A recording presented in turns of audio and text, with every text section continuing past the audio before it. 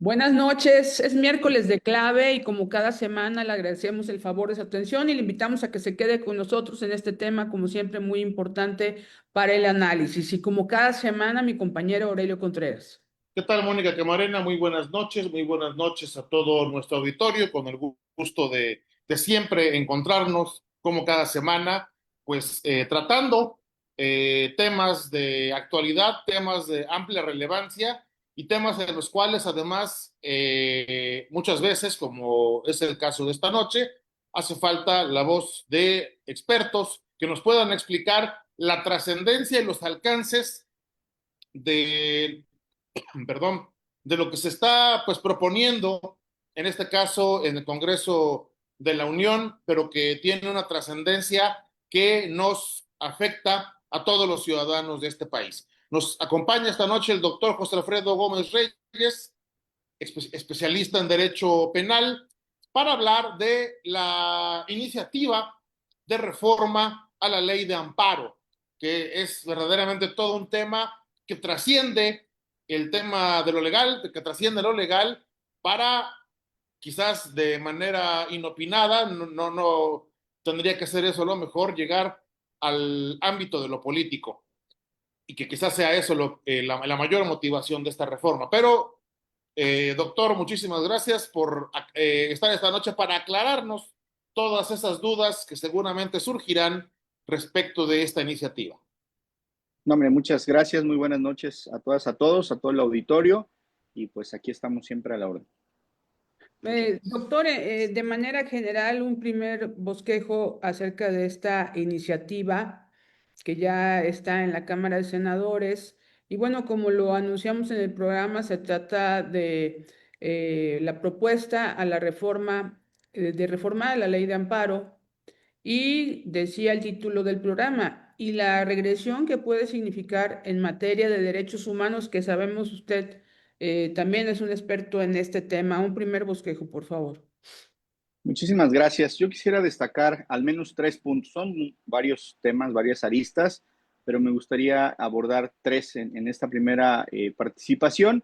La primera de ellas es, se intenta justamente reformar esta ley de amparo. Esta es una iniciativa. En un primer momento, la suspensión del acto reclamado. Y quisiera comenzar con eso. La suspensión del acto reclamado es cuando nosotros acudimos como ciudadanos, eso así está pensado el juicio de amparo mexicano para el ciudadano, para las personas que dicen una autoridad está ejecutando un acto o pretende ejecutarlo y yo considero que se violarían mis derechos humanos o se están violando mis derechos humanos, entonces acudimos al juicio de amparo. ¿Qué hace la suspensión? Justamente dice el juez de distrito, el juez federal, detén el acto, autoridad, no lo ejecutes mientras yo voy a revisar ese acto si cumple con los requisitos constitucionales y convencionales y en caso de que sea constitucional tu acto, te voy a permitir ejecutar. Si no es respetuoso de los derechos humanos, entonces yo lo voy a declarar inconstitucional y por lo tanto no lo vas a poder ejecutar.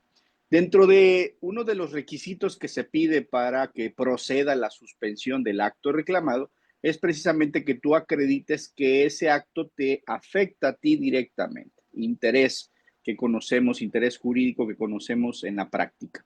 Y entonces en la reforma se habla de un interés legítimo, precisamente se intenta reformar esto y yo lo que creo desde un punto de vista es que se pretende limitar los amparos colectivos. ¿Cuáles son los amparos colectivos? Cuando precisamente las ONG o las asociaciones o estos movimientos sociales que dicen vamos a ir a un juez de distrito para que detengamos esos actos de autoridad que va a afectar en su momento a la colectividad, va a afectarnos a todos como sociedad. Entonces ahí quiere esta reforma limitar que precisamente estos colectivos pues puedan acudir a estos amparos colectivos que les llamamos y busca esta reforma pues que cada quien que se sienta agraviado vaya a amparo. Lo que yo creo que es un punto negativo porque con eso limita precisamente la benevolencia del juicio de amparo. El juicio de amparo es por excelencia, así lo he escrito en algunos artículos y en mi libro de Derechos Humanos, que precisamente es el instrumento de protección por excelencia de los derechos humanos. Luego entonces sí ponemos más trabas, más requisitos, le dejamos a mayor interpretación restrictiva al juez de distrito, pues entonces nos vamos a ver limitados para estos amparos colectivos. Sería el primer punto. El segundo de ellos es precisamente, no es novedoso, se pretende poner así en la reforma, el amparo digital o el amparo electrónico es al menos desde hace 10 años en el Poder Judicial de la Federación. Una de las cosas que más aplaudimos en la pandemia fue justamente que existiera el amparo electrónico, estos juicios en línea, que desde una firma electrónica, tú desde tu escritorio puedes acceder precisamente a la justicia federal, ¿no? Entonces, no es novedoso, eso ya existía y bueno, sí se aplaude que, por supuesto, se pretenda robustecer, se pretenda pues justamente perfeccionar. ¿Cuál es la limitante en México? Pues precisamente cuando en la pandemia también mandaban a los niños a sus casas a tomar clases en línea, pasa exactamente lo mismo. Ajá, pero si en esa casa no hay luz, menos internet, ¿cómo vamos a acceder a eso? Tiene el mismo problema el juicio en línea, que la mayoría de las personas sí tiene una computadora e internet, pero también es una realidad en México que hay todavía zonas en las que ni siquiera hay luz, menos internet en ese sentido. Entonces tiene aspecto positivo y aspecto negativo. El tercer punto que quiero destacar es que es algo bueno, se busca o se pretende reducir los tiempos en los que se terminen los juicios. Sabemos, y yo lo he criticado también, yo soy ex servidor público del Poder Judicial de la Federación. A través de la academia y de la investigación he sido crítico, con una crítica constructiva. Y una de las cosas que más actualmente ahora como abogado postulante en mi despacho, pues recriminamos es que son muy lentos los juicios de amparo. Tenemos juicios de amparo que han durado más de un año, que han durado más tiempo del que se prevé en la ley. Hoy se pone en la reforma que dure después de la audiencia constitucional, que no pase de 60 días. Y aquí quiero puntualizarlo porque esto tampoco es novedoso. En realidad lo que decía la ley de amparo es que el día de la audiencia constitucional tenía que terminar ese mismo día con una sentencia. Y entonces ahora dice, después de la audiencia constitucional tienes hasta 60 días. Entonces algo que se puede vender como de queremos que sean más rápidos, pues en realidad le estás dando más tiempo porque ya se establecía en ley que era en la audiencia constitucional ese mismo día. Entonces, aquí le veo un problema porque pues le puedes poner en la ley que sea a los 15 días, a los 10, que esto sea justicia más rápida, ¿no? El problema es que son los mismos juzgados, son los mismos secretarios, son los mismos oficiales, son los mismos actuarios.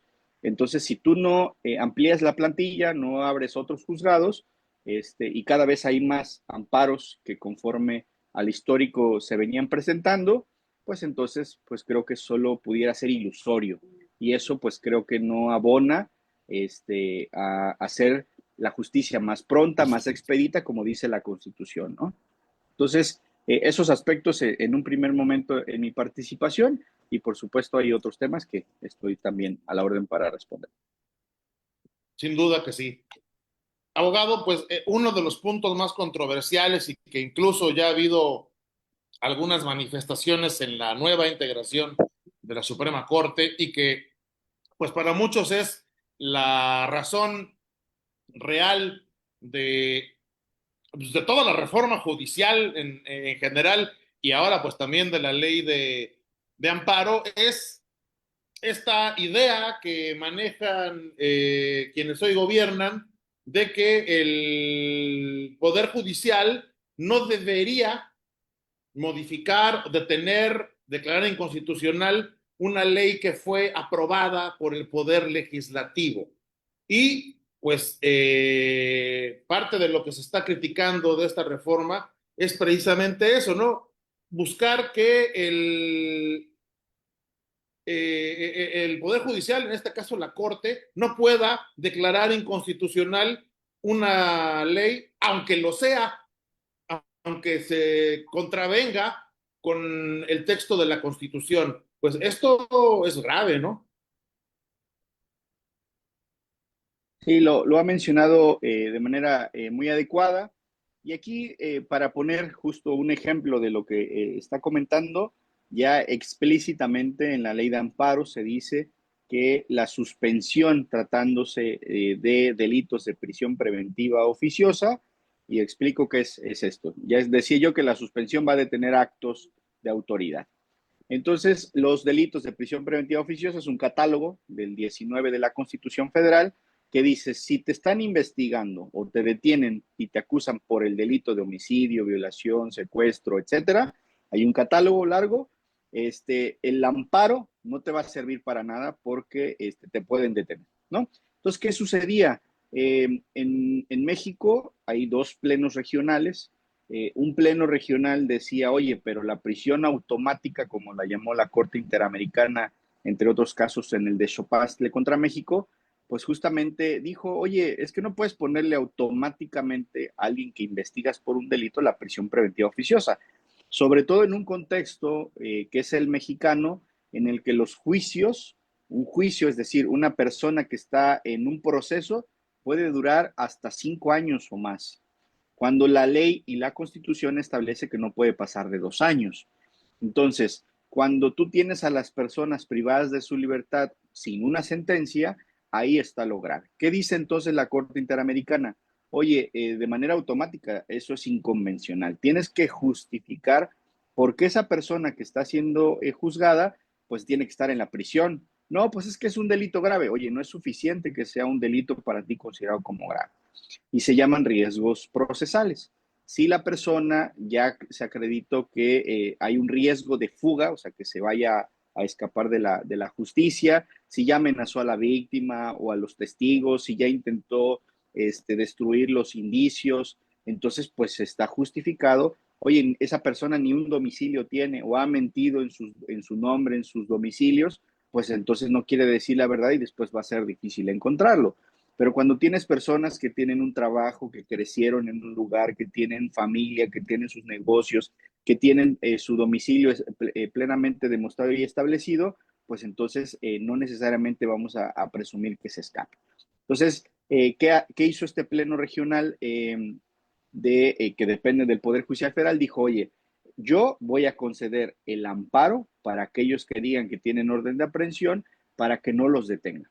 Oye, tengo una orden de aprehensión por este delito. El juez de distrito de ese criterio decía no lo detengas. Voy a revisar. Si la orden de aprehensión cumple con los requisitos constitucionales y no se violan derechos humanos, deténlo. Porque el amparo no es un instrumento de impunidad. El amparo es un instrumento de protección de los derechos humanos. Entonces, si al final el juez de distrito te dice, si es constitucional, es correcto que te vayan a detener por ese delito, pues te detienen. Pero ¿qué sucede? Muchas de esas veces las órdenes de aprehensión no cumplían estos requisitos mínimos y entonces decía el juez de distrito, oye, pues ¿cómo pretendes detener a una persona con carga probatoria mínima? Oye, nada más lo señaló alguien, oye, pero debe de estar robustecido con otras pruebas. Entonces, otro pleno regional decía, sí puedes detenerlo. Entonces estaba esa controversia, se llama contradicción de tesis, y la Suprema Corte, la anterior, pensábamos que antes de que se fuera, justamente iba a resolver este tema, no lo resolvió. La nueva Corte, la nueva Suprema Corte, tiene ese tema pendiente, resolver si la prisión preventiva oficiosa en México cumple con los parámetros de los tratados internacionales o no los cumple. Entonces, ya ahora esta reforma dice taxativamente delitos que sean de prisión preventiva oficiosa de ese catálogo, el amparo prácticamente no serviría de nada porque permitiría que detuviera a las personas. Insisto, cuando las carpetas de investigación y esas órdenes están motivadas, fundadas, está demostrado indiciariamente que cometiste un delito, adelante, no se trata de impunidad. Pero cuando hay estas carencias, falencias o áreas de oportunidad, pues es totalmente riesgoso que tengas a una persona privada de su libertad en un proceso que puede durar más de 2 años y que al final le digas, disculpe usted, era inocente, ¿no?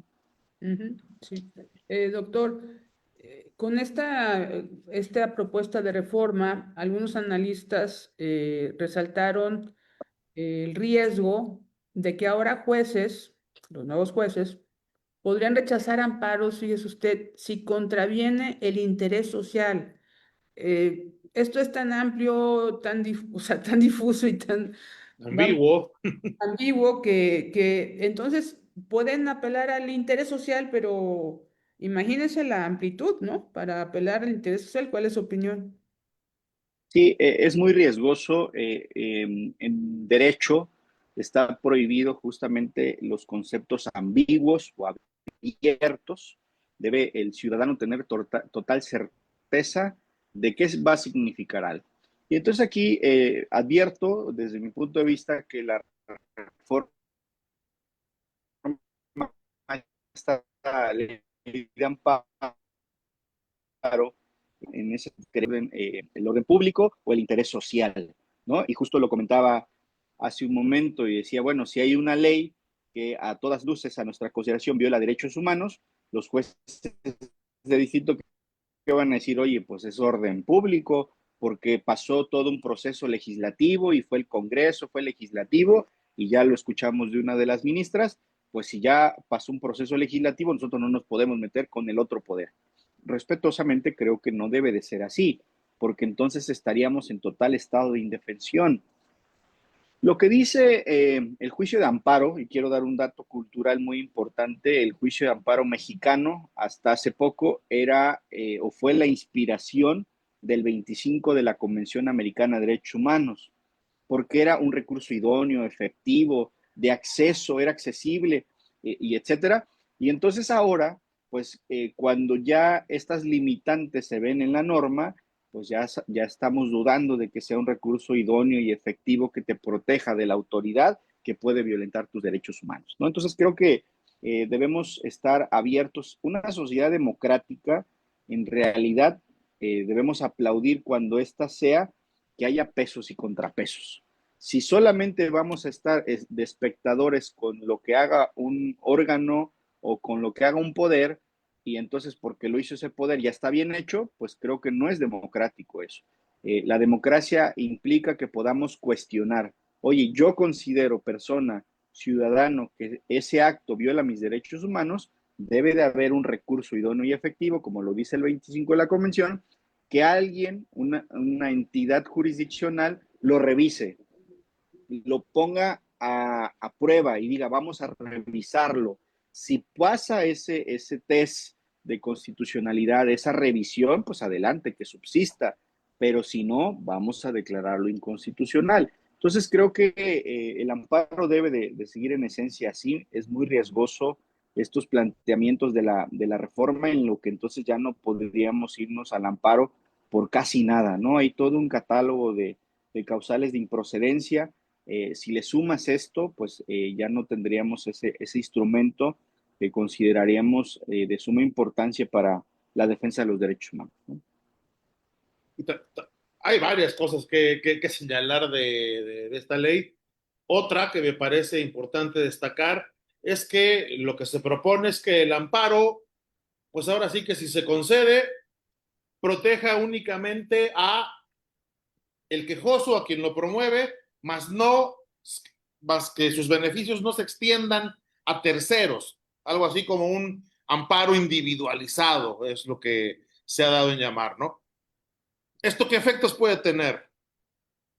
Y fíjense que también esto se llama efectos relativos y no efectos generales. Uno de los principios que ha regido el amparo es la relatividad de las sentencias. ¿Qué significa esto?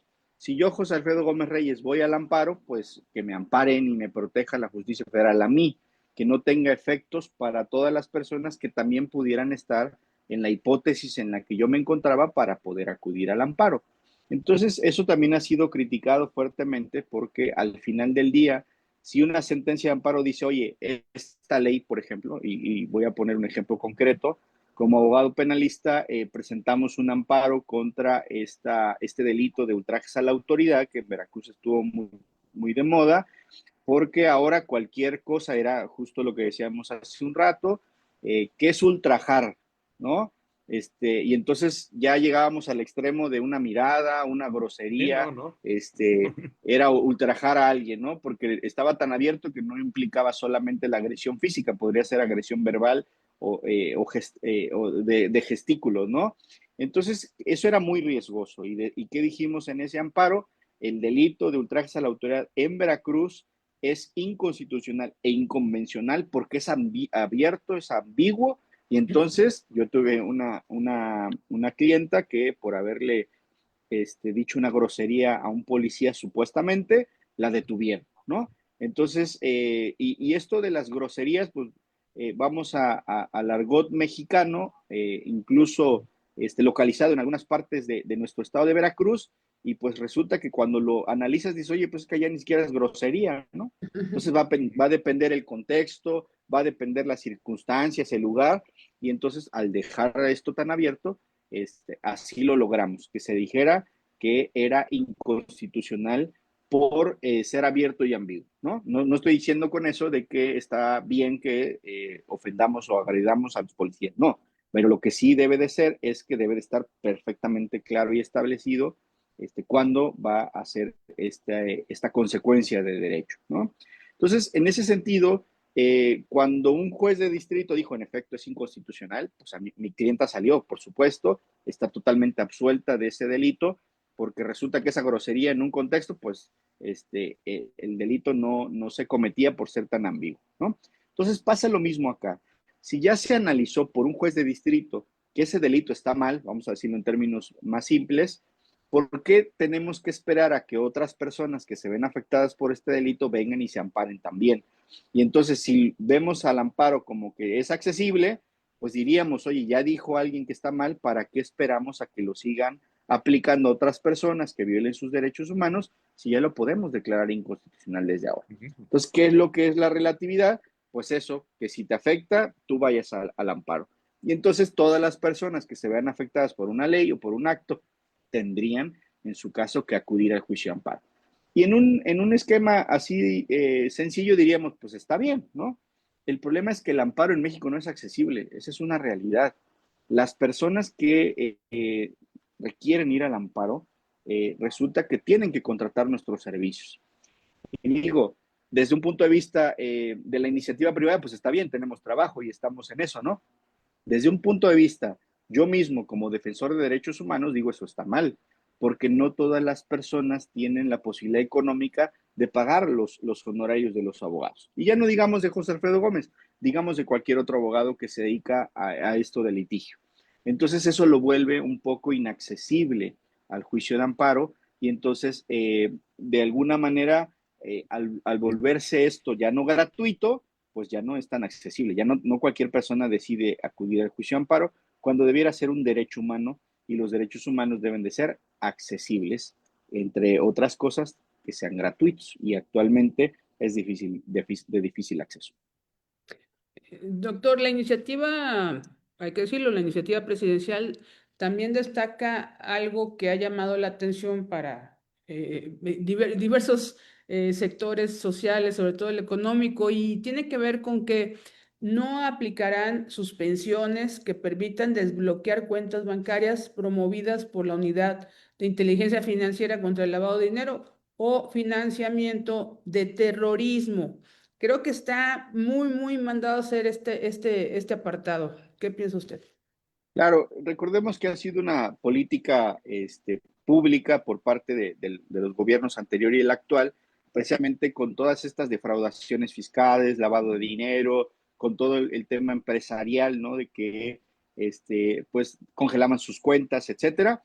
Y entonces, pues, como no estaba explícito en la ley, pues los jueces de distrito concedían los amparos, ¿no? Congelaste esta cuenta, descongélala porque, ¿qué crees? La empresa tiene que subsistir. Si tú le congelas la cuenta, no puede hacerse cargo de los gastos que requiere continuos y diarios, y van desde pagar los servicios del personal, desde pagar las materias primas, etcétera, ¿no? Entonces, ¿qué sucedía hasta antes de esta iniciativa? Pues concedían los amparos. ¿Qué va a suceder ahora si esta iniciativa se aprueba? Pues resulta que ya el amparo, lo vuelvo a decir en esos términos simples, ya no va a servir de nada, porque lo más importante del amparo es la suspensión. Imagínense este ejemplo. Piensen que le cierran una tiendita que tiene quesos.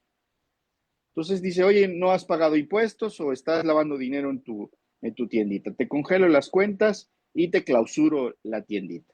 Entonces, la clausura es que se cierre.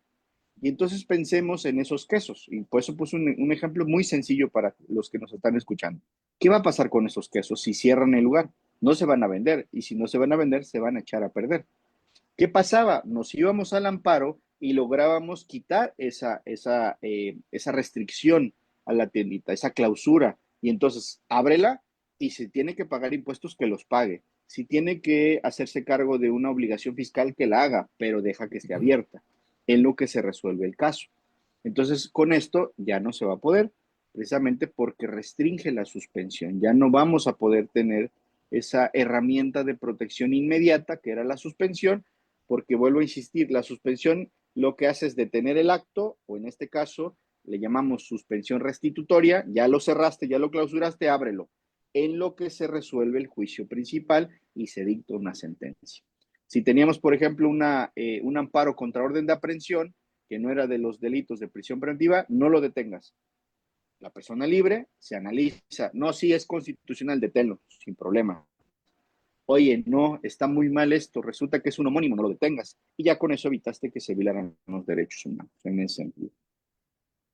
Pero eso es muy grave, porque como usted mencionaba hace un momento, y creo que esa es la palabra que lo define, los ciudadanos quedamos en indefensión ante cualquier caso de abuso de autoridad, que pues no es que sean la excepción. Desgraciadamente en nuestro país los abusos de autoridad pues, son prácticamente la regla. Y el afectar de esta manera la posibilidad, el derecho que pues hasta ahora todavía se medio tiene de intentar defenderse de un acto que pueda ser pues injusto e injustificado, pues coloca a los ciudadanos prácticamente en el paredón, ¿no? Sí, yo creo que cuando tenemos un país en el que es posible que se violen los derechos humanos y que además tenemos altas estadísticas de que se violan derechos humanos, entonces tú como gobierno no puedes restringir los mecanismos de protección de los ciudadanos. En una sociedad democrática que se dice democrática, países de primer mundo que se dicen democráticos, los instrumentos de protección de derechos humanos son los más eficaces y eficientes, porque precisamente no es tapar el sol con un dedo, es decir, hay un problema, aunque sea uno, aunque sean muchos, y entonces yo le voy a dar la oportunidad al ciudadano que se defienda, que haya quien lo defienda, un instrumento como es el amparo que pueda acudir para defenderse y que se resuelva lo que se tenga que resolver conforme a derecho. Restringir esto, pues justamente es pretender desde mi punto de vista, pues tener una realidad distinta, de que todo está bien, de que todo acto de autoridad, y así lo podríamos resumir este punto, parece una reforma a la ley de amparo pro autoridad, cuando el amparo está en el uno constitucional debe de ser pro persona, es un instrumento para proteger los derechos humanos de la persona, y esta reforma lo que hace es proteger a la autoridad. Y me permito resaltar otro de los puntos de la reforma. Cuando hay una sentencia que dice violaste un derecho humano, justamente te obligo a que resarces el daño, ¿no? Pensémoslo así en términos muy simples. Y entonces la autoridad, el servidor público, tenía que cumplir la sentencia. Si no la cumplía, podía llegar incluso a cometer un delito y a que fuera destituido de su cargo. Eso es lo que está antes de esta iniciativa. Si esta iniciativa pasa, ya las autoridades están a salvo, porque pueden decir, oye, ¿qué crees? No la puedo cumplir. Y les voy a poner el ejemplo. Tengo un par de asuntos de unos clientes que no les han dado su derecho humano de acceso a la salud, porque no hay especialista, porque no está la máquina funcionando, porque pues era sábado y no se pudo. El pretexto que todos los que me están escuchando han vivido o conocen a alguien que lo ha vivido. Y entonces nosotros en el amparo logramos que en la suspensión le dijeran a la autoridad, dale la atención, punto. No puedes poner pretextos porque la persona puede verse afectada en su salud. Entonces, si esta iniciativa pasa, la autoridad ahorita cumplió, al día de hoy cumplió, le dio atención, operó, dio atención, análisis, etcétera. Si pasa esta reforma, puede decir el titular de esa dependencia, oye, no tengo especialistas, no le puedo dar atención médica. Oye, pero es que se va a morir, pues no tengo de dónde lo saco. Y entonces le da la oportunidad esta reforma a que no cumpla la sentencia. Y entonces, al no cumplir la sentencia, va a haber violaciones a derechos humanos. Y antes, ¿por qué se cumplían? Porque tenía consecuencias de derecho. Hasta cárcel podían ir o destitución de su encargo. Ahora esta reforma abre las puertas para que si ellos justifican que no pudieron cumplirlo materialmente, pues no les va a pasar absolutamente nada. Eso me parece también muy grave. Esperemos que en la discusión de esta iniciativa reflexionen y esta parte, como otras que hemos comentado, no pase porque traería consecuencias muy graves a los derechos humanos de los mexicanos. Sí, doctor. Y fíjese que también pues trae ahí, incluye un tema que pareciera mandado a hacer desde el anterior sexenio, y lo digo porque se alerta sobre las consecuencias en casos de obras que impacten al medio ambiente o a comunidades específicas. O sea, esta reforma lo que busca es evitar a cualquier costa que los jueces de distrito se lleguen a pronunciar respecto de este tipo de circunstancias que afectan los intereses de las minorías o de los intereses colectivos. Es decir, ya viene como muy armado, ¿no? Ciertos temas. Sí, yo creo que, y lo diré desde un punto de vista muy claro, yo como abogado postulante al día de hoy, justo vivimos esto como en lo que estamos comentando del derecho humano a la salud, ¿no? El cómo es posible que llegues al hospital y te digan, no hay un especialista, no está el medicamento, no está la máquina. Eh, Hay una realidad justamente social, de medio ambiente, de protección pues al colectivo, ¿no? Que con esta reforma, si se aprueba, pues justamente vamos a ver un menoscabo en esa protección. Esto que conocemos como interés legítimo que decíamos hace un momento, pues justamente yo no tengo que acreditar al día de hoy sin esta iniciativa que si se está contaminando el aire o el agua, yo no tengo que acreditar que estoy enfermo derivado de esa contaminación, precisamente porque es difuso el derecho. Entonces, los derechos económicos, sociales y culturales, los DES, precisamente nos permiten al día de hoy poder ir y decir, oye, se está contaminando el aire, el agua, actúa, se van a talar árboles, que no los talen. Entonces, podíamos acudir en ese interés legítimo. Tenemos un derecho, incluso así lo mencionan los especialistas, derecho de las futuras generaciones. Hoy los actuales tenemos la obligación de cuidar el medio ambiente para las futuras generaciones. Eso nos daba la oportunidad de acudir al amparo colectivo. Si pasa esta reforma, difícilmente podemos hacerlo. Tendrá que acudir esa comunidad que se está tomando el agua que está contaminada. Ahí de verdad ya será motivo de otra charla. Es totalmente alarmante cómo hay comunidades que están tomando agua potable con un alto índice de heces fecales. La norma oficial menciona qué porcentaje debe de tener el agua para que sea de consumo humano. Y entonces cuando sobrepasa ese límite, pues ya no es de consumo humano y por las consecuencias que esto traería en la salud de las personas. Y hay varias comunidades que están padeciendo esto y es muy grave. Hoy tendrían que ir esas personas al amparo, si pasa esta iniciativa, casa por casa, familia por familia, y entonces, si esto fuera accesible para todos, el amparo, pues no habría problema. El problema es, habría que preguntarnos cuántas de esas familias van a tener precisamente el interés, primero, de acudir, porque es un juicio. Hay que ir a hacer trámites, hay que presentarse. ¿Cuántas personas van a disponer de ese tiempo? ¿Cuántas personas van a disponer de dinero para poder acudir a defender estos derechos humanos? Entonces, me parece grave, ojalá no pasara esta reforma. Hay cosas y áreas de oportunidad, sí, que pueden mejorarse, por supuesto. O sea, hay muchas áreas de oportunidad, pero aquí yo no veo reflejada una que sea contundente para mejorar el juicio de amparo. ¿Cómo mejoraríamos el juicio de amparo? Por si algún legislador ve esta charla, ¿qué le diríamos? En lugar de esto, propon, por ejemplo, que haya verdaderos abogados públicos suficientes para promover amparos, para que lo garantices, que sea gratuito.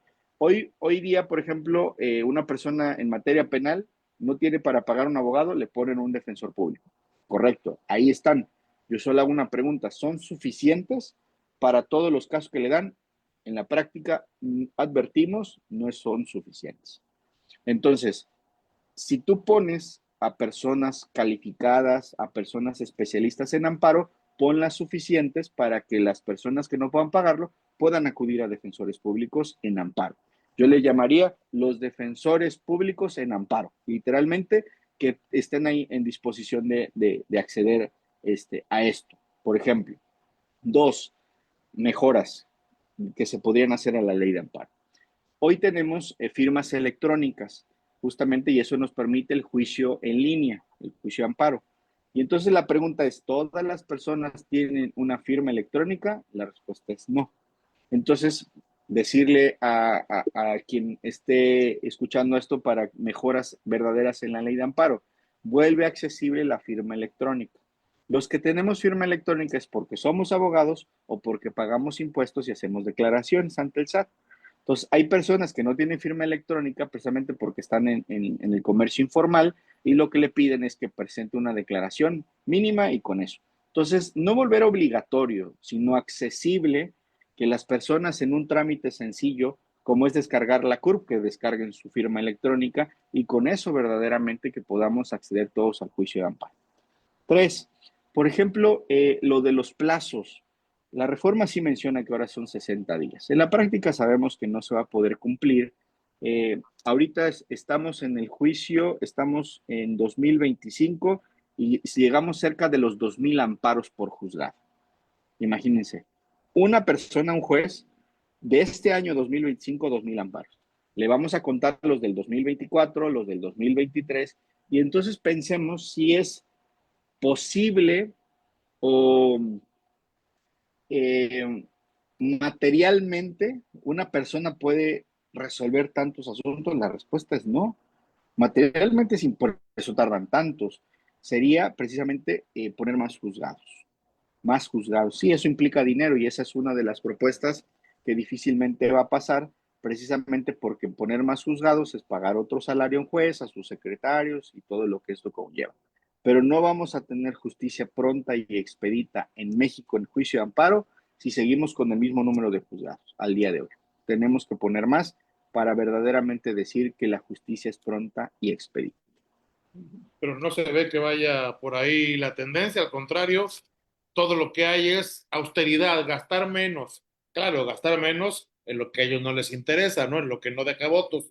Otro tema que me parece especialmente grave es la cuña que se le pone a los jueces, que se les prohíbe otorgar suspensiones con efectos generales contra leyes, decretos e incluso dictar medidas cautelares contra la aplicación de esas leyes o decretos, por más violatorias que sean de derechos humanos, de derechos ambientales, de los derechos de todos, ¿no?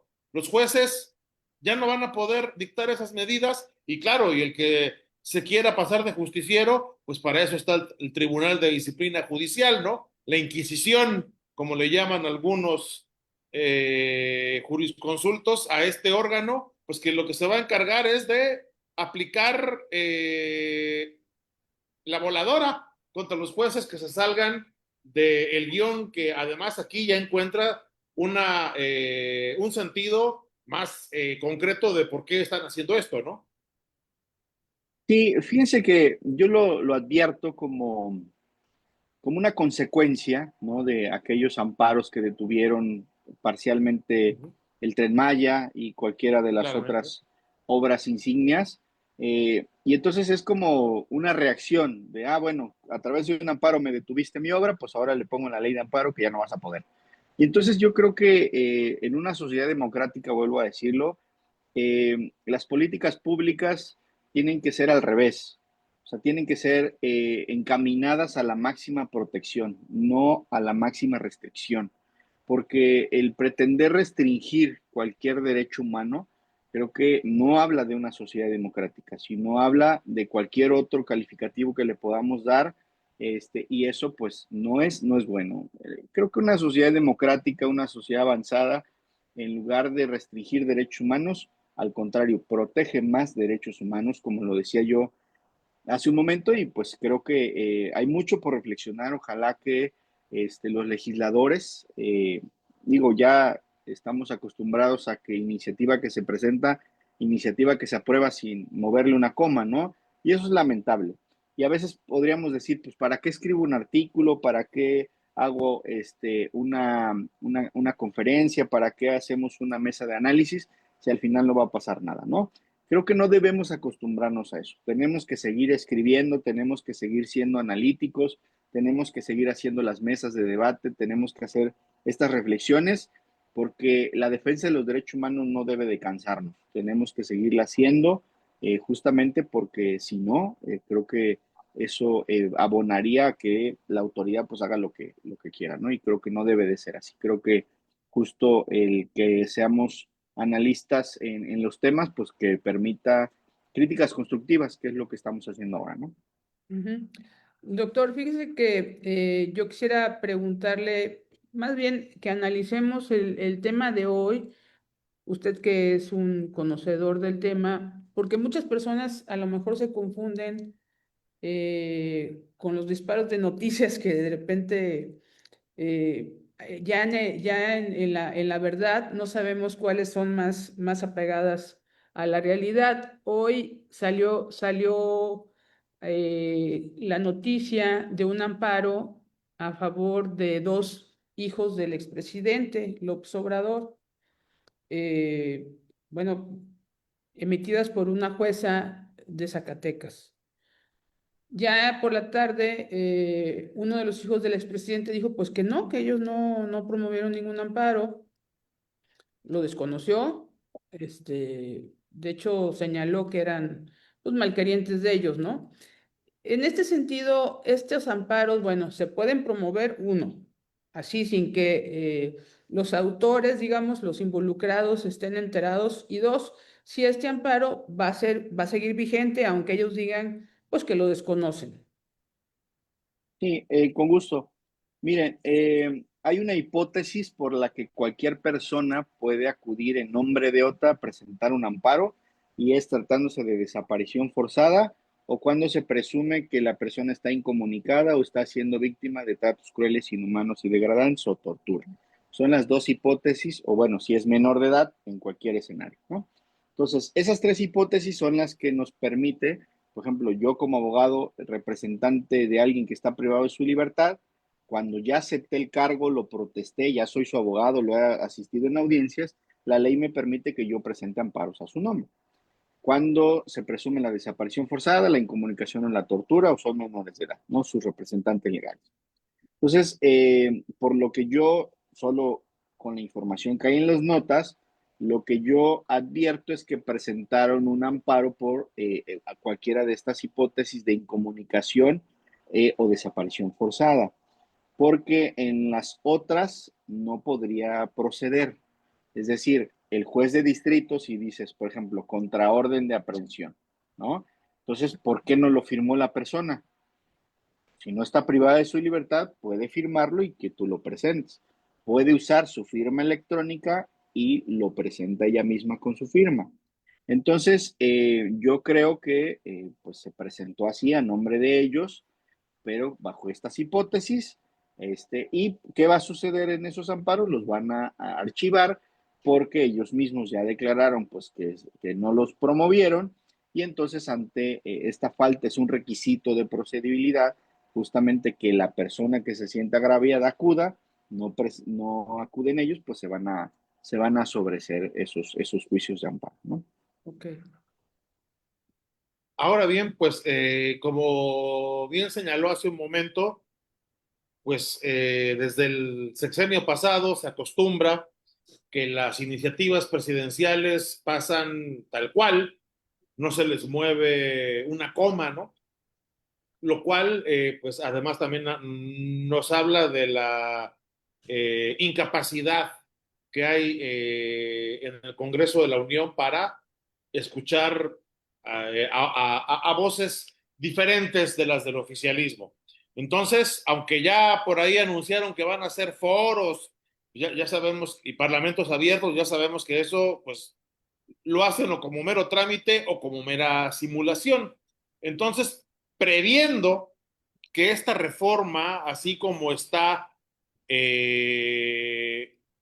planteada, pudiera llegar a aprobarse tal cual en sus términos y en un breve periodo, ¿esto qué implicaciones va a tener para el Estado de Derecho, para los derechos humanos y para la democracia misma? Cuando, como usted bien señaló, y me pareció un concepto muy interesante, es una reforma hecha pro y para el gobierno, pro y para las autoridades y no para las personas, no para los ciudadanos que pues no tenemos otra herramienta para defendernos de cualquier abuso de autoridad, que no son poca cosa los que suceden en México. Sí, fíjense que como abogado, litigante, como estudioso, como investigador del derecho, yo les diría, aún con esta ley de amparo, seguiremos peleando y luchando porque el juicio de amparo funcione para defender derechos humanos. Y les voy a decir por qué. La ley de amparo está por debajo de la Constitución. La reforma que se plantea es a la ley de amparo. A pregunta expresa, ¿puedo yo presentar un amparo contra la ley de amparo si pasa? La respuesta es sí. ¿Cuándo? Cuando a mí me aplican una ley, yo tengo 15 días para presentar un amparo contra normas. Entonces, si esa ley de amparo, cualquiera de estos preceptos, es aplicado en un juicio de amparo, podemos presentar precisamente los recursos. Entonces, pensemos que sigue vigente lo del Pleno Regional, donde dice que si es de prisión preventiva oficiosa de las órdenes de aprehensión, la suspensión te protege, ¿no? Entonces sigue vigente, eso no ha cambiado porque es jurisprudencia vigente. Entonces pensemos que presentamos un amparo, en ese sentido pedimos la suspensión contra esa orden de aprehensión y el juez de distrito, si pasara esta iniciativa, me dice, ¿sabes qué? No, porque ahora ya no puedo conceder la suspensión. Nos iríamos al recurso de queja si me niega la provisional y yo le plantearía al colegiado que haga un control constitucional de la ley de amparo. Entonces yo voy a ocupar las mismas reglas del amparo para que se declare inconstitucional estos preceptos de la ley de amparo que se reformaron. Pensemos que pasara tal cual, podríamos acudir. Sería eso ciudadano frente al propio juicio de amparo, ¿no? Y yo esperaría, ¿no?, que la Comisión Nacional de los Derechos Humanos hiciera lo propio, ¿no?, presentara precisamente una acción de inconstitucionalidad. A pregunta expresa, ¿la Comisión Nacional de Derechos Humanos puede presentar una acción de inconstitucionalidad porque esta ley de amparo viola la Constitución? La respuesta es sí. Es decir, no todo está perdido. Hay mecanismos todavía para defendernos y para poder echar abajo estos artículos que hoy analizamos que pudieran violentar los derechos humanos. ¿Qué pasaría y qué sería lo que ahí ya no podríamos hacer nada? Que reformaran la Constitución. Si reforman la Constitución, ahí sí, al menos en México, no podríamos hacer mucho, como pasó con la reforma al Poder Judicial. Escribí un artículo al respecto para quien nos esté escuchando que quiera profundizar en el tema. Yo analicé si se reformaba la Constitución, si la Suprema Corte de Justicia de la Nación podía hacer algo. Y lamentablemente llegué a la conclusión de que no podía hacer nada. ¿Por qué? Porque la Constitución es la que rige a todos los poderes. Si se reforma la Constitución, si lo pones ahí, ningún poder puede cambiarlo, precisamente porque es el poder reformador. Entonces, esta iniciativa es de la ley de amparo, hay todavía mucho por hacer si llegara a pasar y pues justo a eso nos dedicamos, a ser defensores de los derechos humanos de las personas y pues tendríamos que emprender una nueva batalla legal contra esto, como lo hemos hecho con otras instituciones jurídicas que consideramos violatorias de derechos humanos, como lo fue en su momento la ley de los tuiteros, como fue en su momento ultrajes a la autoridad, como es el tema de la prisión preventiva oficiosa. También denunciamos la contradicción de tesis, está en la Suprema Corte de Justicia de la Nación pendiente de resolverse. Yo sí creo que la prisión preventiva automática es violatoria de derechos humanos y ojalá que esta nueva Corte pues diga es lo que la Corte Interamericana ya le ordenó, que lo declare inconvencional en este caso, porque el declararlo inconvencional lo único que va a traer como consecuencia es que se pongan a trabajar las partes. Si el fiscal dice que es un generador de violencia y que es muy peligroso, pues que lo demuestre con hechos, con pruebas, no nada más de manera automática. Y nos pone a trabajar a la defensa para demostrar lo contrario si fuera el caso, ¿no? Entonces creo que eso es bueno, que las partes argumentemos, que las partes probemos, que nos pongamos a analizar, argumentar. Eso es bueno siempre para el derecho. Doctor, en el caso, bueno, usted ya lo ha comentado, pero para detallar un poco para las personas que pues no somos tan expertas en leyes, los amparos que se están eh, realizando en este momento y los que se acaban de otorgar, que deben ser muy pocos porque hay un rezago importante, ¿serán vigentes a pesar de que se apruebe la reforma? Sí, recordemos que el proceso legislativo tiene una iniciativa, una discusión, una aprobación, una sanción y una publicación. Entonces, recordemos que toda iniciativa, si es aprobada, tiene que ser publicada, en este caso, en el Diario Oficial de la Federación, y en los transitorios normalmente dicen, entrará en vigencia al día siguiente de su publicación, que es ahorita lo que han estado haciendo en los últimos, en las últimas reformas. Y entonces, si lo aprueban, se publica en el Diario Oficial de la Federación, al día siguiente ya los jueces que conozcan casos que caigan a partir de ese momento en sus juzgados tendrán que aplicar esta reforma porque es ley vigente. Los casos que están ahorita ya tramitados y ya estamos en trámites, no se lo pueden aplicar porque recordemos el principio de retroactividad. No se puede aplicar una ley retroactivamente en perjuicio de nadie. Entonces, ¿a partir de cuándo será vigente? Que se publique. Al día siguiente, casos nuevos, ahí ya les va a aplicar esta iniciativa si se llega a aprobar. Ujú. Doctor, usted nos señala que se puede hacer, todavía hay vía jurídica si se aprueba esta ley, pero la pregunta aquí sería, ¿y qué juez le daría causa a esa vía jurídica después de lo que ya mencionamos, que les prohíben conceder medidas cautelares y suspensiones contra leyes y decretos?